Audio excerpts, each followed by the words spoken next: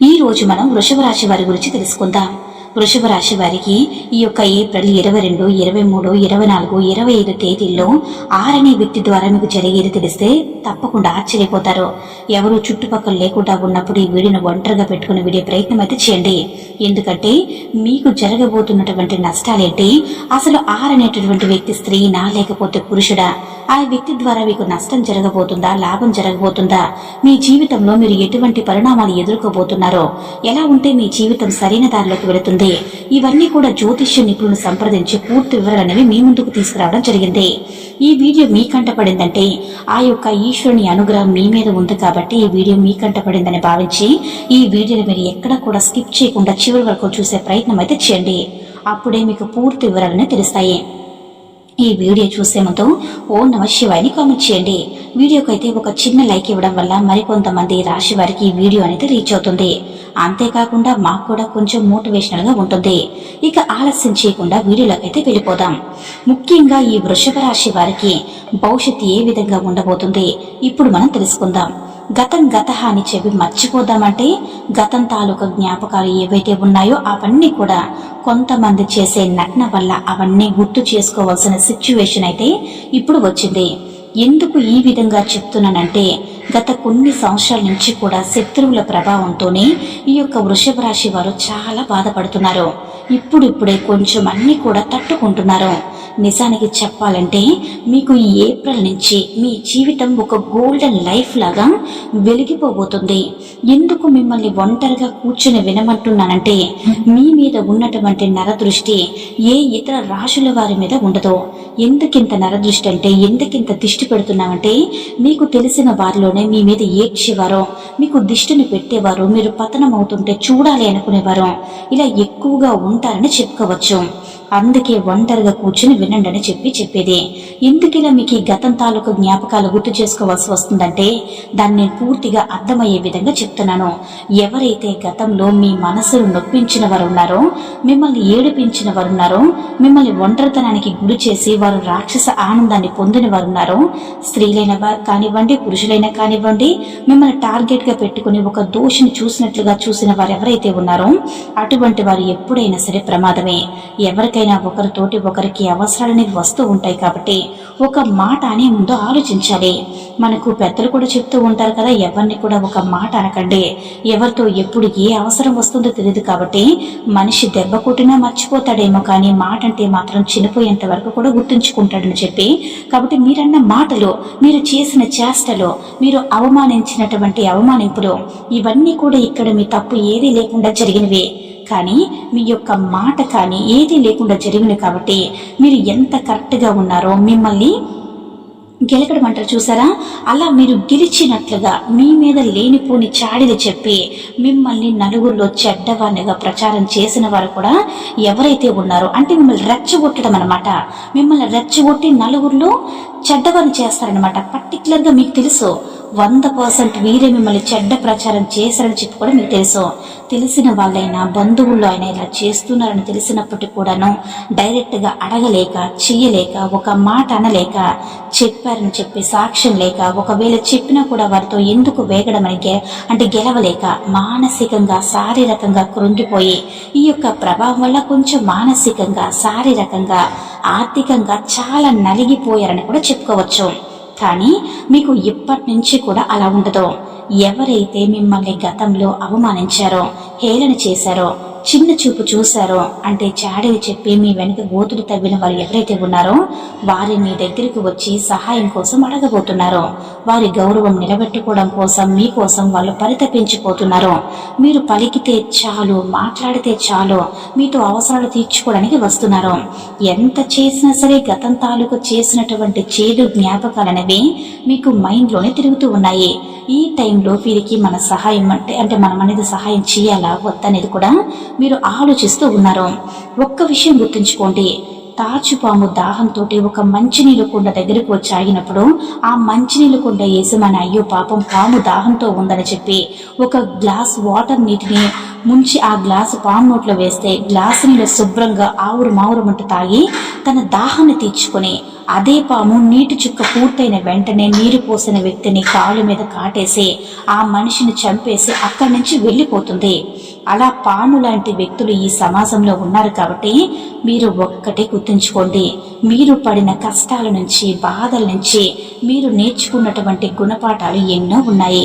పూర్తిగా మనుషుల యొక్క మనస్తత్వాలు చదవగలిగినటువంటి తెలివితేటలు మీలో ఉన్నాయి కాబట్టి మీరు ఎవరికి ఎంతవరకు సహాయం చేయాలి, ఎవరితో ఎంతవరకు ఉండాలి, మిమ్మల్ని నొప్పించిన మాటలు ఉన్నాయని అవి ఏ టైంలో బాణంలాగా వదలాలి, ఇవన్నీ కూడా మీకు బాగా తెలుసు. కాబట్టి వాటి గురించి ఆ టైంలో చూసుకోవచ్చు, ఆ టైంలో మాట్లాడుకోవచ్చని చెప్పి వాటిని లైట్గా తీసుకుని వదిలేయండి.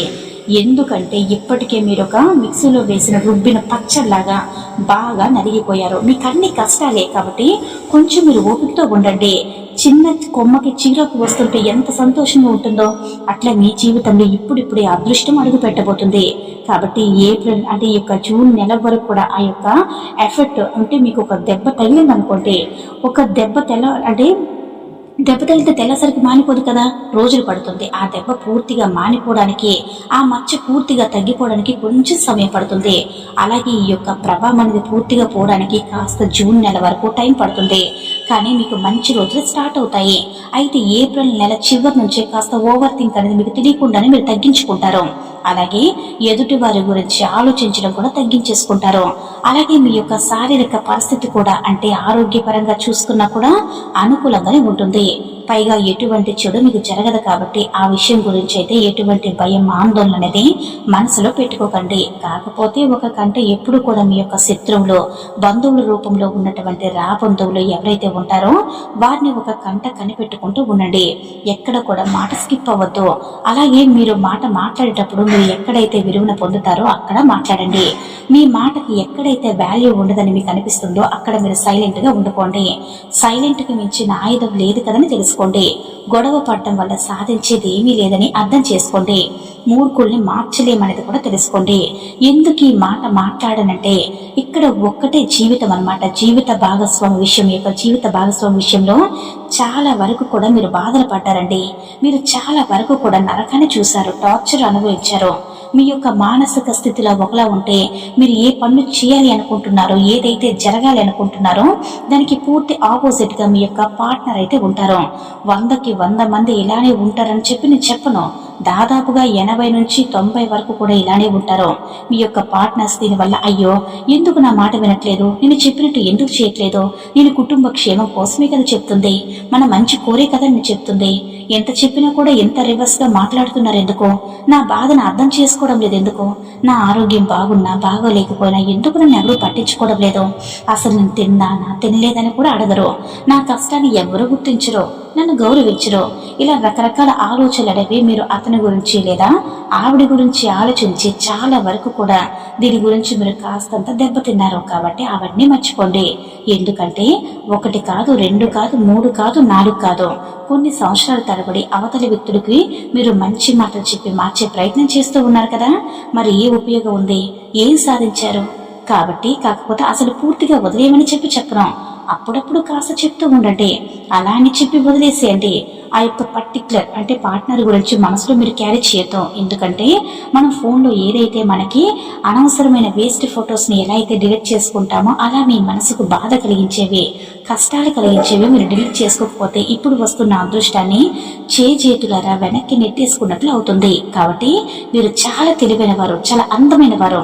ఎవరికి ఎదురుగా ఏ విధంగా మాట్లాడగలరో, ఏ విధంగా మాట్లాడితే మీ యొక్క వాల్యూ అనేది పెరుగుతుందో, ఎవరి ఎదురుగా మీరు ఏ విధంగా ప్రవర్తించాలో, ఎక్కడ ఎలా బిహేవ్ చేయాలో ఇవన్నీ కూడా మీకు బాగా తెలుసు. కాబట్టి అంత ప్రత్యేకంగా మీకు ఏది కూడా చెప్పాల్సిన అవసరం లేదు. అయితే ఈ వృషభ రాశి వారికి నరదృష్టి ఎక్కువని చెప్పాను కదండి, ఆ దృష్టిని తీసే ప్రయత్నంలో మీరు చాలా జాగ్రత్తగా ఉండాలి. వివాహమైన తర్వాత అంటే వివాహం కాకముందు మీరు చాలా ఎక్కువ బాధలు పడ్డారు, ఎక్కువ కష్టాలు పడ్డారు, ఎక్కువ దిష్టి దోషాలు కూడా అనుభవించారని చెప్పుకోవచ్చు. ఎందుకు చెప్తున్నానంటే ఈ వృషభ రాశి వారికి వివాహం కాకముందు ఒకలా ఉంటుంది, వివాహమైన తర్వాత చాలా బాగుంటుంది. మీరు ఏదైతే పర్టికులర్ గా వివాహమైన తర్వాత ఇటు అమ్మాయిల విషయంలో చూసుకున్నా అబ్బాయిల విషయంలో చూసుకున్నా ముఖ్యంగా మీరు బాగుంటారు. అవతల వారు మీతోటి వాళ్ళు ఎవరైనా సరే అంటే అవతల వారు బాలేదని అనుకుంటారో వాళ్ళు మిమ్మల్ని పర్టికులర్గా టార్గెట్ చేయడం, మీ యొక్క కట్టు బొట్టు వస్త్రధారణ తిండి నుంచి ఇలా ప్రతిదీ కూడా అన్ని అబ్జర్వ్ చేయడం. ఈ అబ్జర్వ్ చేసే విషయంలో ఏమవుతుందంటే దిష్టి ఉంటుందన్నమాట. అందరి కళ్ళు ఒకలా ఉండవు కదా. మీది మంచి మనసు, మీరు మంచితరంగానే ఆలోచిస్తారు, మీరు కీడు చేసిన వారికి కూడా మేలు కోరుకునే వ్యక్తులు. కానీ మీ యొక్క దిష్టి వల్ల మీరు ఒక మాటన్నా చేసిన ఎవ్వరికి తగలదో. అయితే మీకు తెలియకుండానే అవతల వారికి మీ మాటలు బాగా ఉపయోగపడతాయి. కానీ ఎదుటి వారు అలా ఉండరు కదా, అందరి కళ్ళు అలా ఉండవు కదా. కొంతమంది చూపుకి నల్లరాయి సైతం పగిలిపోతూ ఉంటాయి. కాబట్టి మీరింత ఇబ్బందులు పడ్డానికి, ఇన్ని బాధలు పడ్డానికి ఆరనే వ్యక్తి, అక్షరం ఉన్న వ్యక్తి, ఒక స్త్రీ కూడా కారణం అండి. ఈ ఆరనే వ్యక్తి పురుషుడు కాదు, స్త్రీ అని మీరు గుర్తుంచుకోండి. ఈ స్త్రీ మీ యొక్క కట్టు పొట్టు వేషధారణ, మీ యొక్క మాట తీరు, మీరు ఇంట్లో చేసుకునే పని తీరు, మీ యొక్క ప్రవర్తన, మీరు ఎదుటి వారితో మాట్లాడే పద్ధతి, మీరు ఎక్కడికి వెళుతున్నారు, ఏం చేస్తున్నారు, ఏం తింటున్నారో, ఎక్కడికి వెళ్ళి ఏం కొనుక్కొచ్చారో, మీ దగ్గర ఎంత ఆస్తుంది, మీ దగ్గర ఎంత డబ్బు ఉంది, మీరు ఎంత సంపాదిస్తున్నారు, ఇట్లా ప్రతిదీ కూడా పర్టికులర్గా వాళ్ళు ఆలోచించి మీ మీద ఒక కన్నేసి చాలా వరకు కూడా నేర్చుకున్నారు, చాలా వరకు కూడా మీకు దిష్టిని పెడుతూ ఉన్నారు. అయితే ఈ యొక్క ఆరనే వ్యక్తి చాలా ముసుగు వేసుకున్న గుంటనక్క లాంటి వాళ్ళు. ఈ వ్యక్తి మీతోటి మంచిగా మాట్లాడతారు, నోటితో మాట్లాడుతూ వెక్కిరిస్తారు, కడుపు నిండా కూడా విషయాన్ని నింపుకుని పైకి ప్రేమతో కూడిన మాటలు. అసలు వీరికి విషయం ఉందా అనుకుంటారు. తెలియని వాళ్ళైతే కనుక అలా కాదు. ఆ వ్యక్తి గురించి మీకు బాగా తెలుసు కాబట్టి ఎక్కడ ఏ పాయింట్ దగ్గర కూడా అసలు మీరు చిక్కొద్దు. ఇక్కడ మాయ చేసినా సరే, ఎక్కడ మిమ్మల్ని డామినేట్ చేసే ప్రయత్నం చేస్తున్నా సరే, ఎక్కడ మీరు డామినేట్ అవ్వద్దు. ఎవరి మాటకి కూడా అసలు ఏమి ఇవ్వద్దు. ఇది మీ జీవితం, మీకు నచ్చినట్లుగా మీరు బ్రతకాలి. ఒకరి కింద కాలి కింద చెప్పులా బ్రతకాల్సిన కర్మ మీకు లేదు. ఎందుకు ఇలా చెప్తున్నానంటే ఈ యొక్క వృషభ రాశి వారికి ఏదైనా సరే ఊరికి వీరికి ఏది రాలేదో, వీరు ఏదైనా సరే కష్టపడి సంపాదించుకున్నదే, డబ్బైనా పేరైనా, ఇప్పుడు పడుతున్న కష్టాల నుంచి బయటపడేటటువంటి మార్గమైన, ఈ యొక్క కష్టాల నుంచి మీరు నేర్చుకున్నటువంటి గుణపాఠాల ద్వారా వచ్చిన తెలివితేటలైనా, ఇలా ఏవైనా సరే కానివ్వండి, ప్రతిది కూడా మీ యొక్క సొంతం. ఒకరి యొక్క ఆర్డరింగ్ లో బ్రతకడం కానీ, ఒకరి యొక్క మాటలకి పొంగిపోవడం కానీ, ఒకరు ఏదైనా అన్నారని చెప్పి ఫీల్ అవ్వడం కానీ, లేదంటే వారిని చూసి మీరు వారు ఏమన్నా అనుకుంటారేమని చెప్పి ఫీల్ అయిపోవడం కానీ, ఇటువంటి 1% కూడా మీరు చేయొద్దు. గుర్తుంచుకోండి. మీకు శత్రువులను తెలిసిన వారి ఎదురుగా దర్జాగా బ్రతికి చూపించండి. ఇక్కడ ఒక్కటే గుర్తుంచుకోండి, ఏంటంటే బయటకు వెళ్ళేటప్పుడు ఖచ్చితంగా మీ నుదుటిన సింధూరం పెట్టుకోండి, ఆంజనేయ స్వామి బొట్టు పెట్టుకోండి. ఇది మీ దిష్టికి చాలా వరకు కూడా తగ్గించేస్తుంది. అరికాల్లో కాటుకు చుక్క పెట్టుకోండి. అలాగే ఆడవాళ్ళు ఎడమ కాలికి, మగవారు కుడి కాలికి నల్లదారం కట్టుకోండి. అలాగే మీరు శత్రువులతో పాటు బయటకు వెళ్లాల్సినటువంటి పరిస్థితి వచ్చినప్పుడు జేబులో కానీ, హ్యాండ్ బ్యాగ్ లో కానీ ఒక పచ్చి నిమ్మకాయ పెట్టుకోండి. ఇంటికి రాగానే అదే నిమ్మకాయ తోటి ఎడమ వైపు 3 సార్లు, కుడి వైపు 3 సార్లు దిష్టి తీసివేసుకొని ఆ నిమ్మకాయని దూరంగా విసిరిపాడేసి మీ కాళ్ళు, చేతులు, ముఖం శుభ్రంగా కడుక్కొని ఇంటి లోపలికి రండి. ఇంట్లో ఉన్నా కానీ ప్రతిరోజు రాళ్ళుప్పుతోటి దిష్టి తీసుకోండి. ప్రతిరోజు కూడా ఈ విషయాన్ని గుర్తించుకోండి. ఇక యారని స్త్రీ మీ యొక్క రక్త సంబంధం అయితే కాదు, మీ బంధువుల్లో ఒకరు, మీకు తోడుగా ఉండేవారు, మీ వెన్నంటే ఉండేవారు, మీ చుట్టుపక్కల తిరిగేవారు. కానీ ఈ యారని స్త్రీ ద్వారా లాభం అయితే 1% కూడా ఉండదు, నష్టం అయితే 100% ఉంటుంది. మీ మీద ఈర్ష్యపడే వాళ్ళ లిస్టులో, అసూయపడే వాళ్ళ లిస్టులో, స్వార్థం చూపించే వాళ్ళ లిస్టులో, మీ యొక్క పతనం కోరుకునే వారి లిస్టులో మొదటి ప్లేస్ వీరికే ఉంటుంది. కాబట్టి మీరు కొంచెం జాగ్రత్తగా ఉండండి. ఈ ఆరనే వ్యక్తి స్త్రీ మాటలు అస్సలు నమ్మద్దు. మీరు ఎక్కడ చెప్పే మాటలు అక్కడ చెప్తారనమాట, ఇక్కడ మాటలు అక్కడ మాటలు ఇక్కడ. వారి మీద మీకు, మీ మీద వారికి ఇలా చెప్తూ ఉంటారు, మీ గురించి చెడుగా ప్రచారం చేస్తూ ఉంటారు. కాబట్టి వీరితోటి చాలా చాలా జాగ్రత్తగా ఉండండి. వీరి ఇంట్లో నిత్యం దీపారాధన చేసుకుంటూ ఉండండి. దీనివల్ల నరదృష్టి, వాస్తు దోషాలు ఏమైనా ఉన్నా సరే చాలా వరకు కూడా తగ్గిపోతాయి. అలాగే మీరు ఏదైనా సరే, అంటే ఇప్పుడు ఉదాహరణ చెప్తున్నా, మీ ఇంట్లో ఒక పుట్టినరోజే వచ్చిందనుకోండి, మీరు కొనుక్కున్న బట్టలు అవతల వారికి చూపించడం కానీ, మా వాళ్లే కదని చెప్పి చూపించుకోవడం కానీ ఇలాంటివి అసలు చేయొద్దు. ఒకదాని గురించి టాపిక్ అంటే ఏది కూడా ఎత్తద్దు అనమాట. వేరే వాళ్ళు ఏదైనా సరే చేద్దాంలే, ఇంకా టైం ఉందిలే చూద్దాంలే అనే మాటలకైతే మాట్లాడండి. అయిపోయింది, చేసేసాము, తీసేసుకున్నాము, ఇంత అయ్యింది అంత అయిందని చెప్పి మీ శత్రువుని ఎదురుగా మీరు ఎప్పుడు కూడా గొప్పలు చెప్పుకునేటటువంటి ప్రయత్నం అయితే అస్సలు చేద్దాం. ఎందుకంటే నరలు దృష్టికి మనం ఎంత దూరంగా ఉంటే అంత మంచిది. ఈ యొక్క నరదృష్టి వల్ల లేనిపోయినటువంటి కుటుంబ సమస్యలు, కుటుంబ కలహాలు, కుటుంబంలో గొడవలు, ఆరోగ్య పరిస్థితి పాడైపోవడం, పిల్లల మధ్య ఏదో ఒక సమస్య వస్తూ ఉండడం, పిల్లల్లో అనారోగ్య సమస్యలు వస్తూ ఉండడం, ఇలా రకరకాలుగా జరుగుతూ ఉంటాయి. కాబట్టి నరదృష్టికి దూరంగా ఉండాలి. ఇంట్లో ఖచ్చితంగా మీరు దీపారాధన చేసుకుంటూ ఉండాలి. మీకు కుదిరినట్లయితే ప్రతి శనివారం నాడు కూడా వెంకటేశ్వర స్వామి గుడికి వెళ్తూ ఉండండి. అలాగే మీకు కుదిరినప్పుడల్లా కూడా శనీశ్వరుని యొక్క నల్ల నువ్వులతో తైలాభిషేకం చేస్తూ ఉండండి.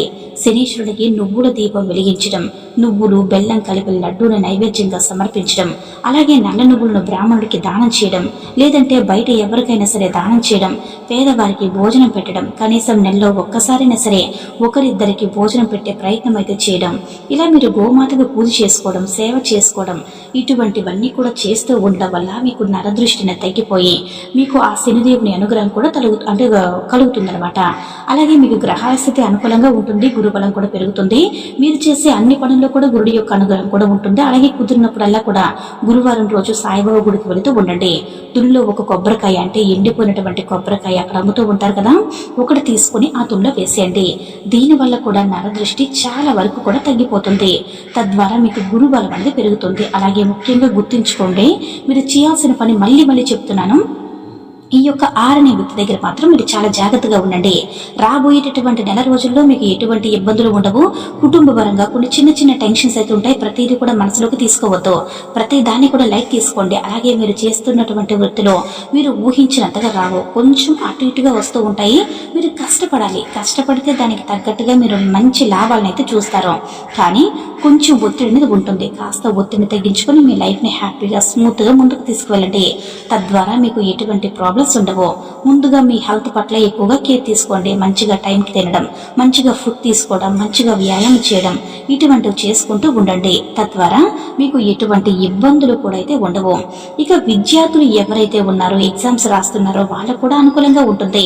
వాళ్ళు కూడా కష్టపడిన దానికి మంచి ఫలితం వస్తుంది. వాళ్ళకి కూడా పేపర్స్ మంచిగానే వస్తాయి. చాలా కష్టం అనుకున్నా కూడా చాలా సింపుల్ గా రాసేసి వస్తారు. ప్రాబ్లమ్స్ ఏమీ ఉండవు. రాబోయేటటువంటి రోజులు మీకు హ్యాపీగా గడిచిపోతాయి. అర్థమైంది కదండి? వృషభ రాశి వారికి 6 వ్యక్తి ద్వారా ఏం జరుగుతుందో, అలాగే మీరు వారితో ఏ విధంగా నడుచుకున్నారో తెలుసుకున్నారు కదా. అలాగే ఆ పరమేశ్వరుని యొక్క ఆశీస్సులు మీ మీద, మీ కుటుంబ సభ్యుల మీద ఎల్లవెల్లా ఉండాలని మనస్ఫూర్తిగా కోరుకుంటున్నాను. ఈ వీడియో కనుక నచ్చినట్లయితే లైక్ చేసి షేర్ చేయండి. మరిన్ని వీడియోస్ కోసం మన ఛానల్ ని సబ్స్క్రైబ్ చేసుకుని ఒక మరింతగా సపోర్ట్ చేయండి. ధన్యవాదములు.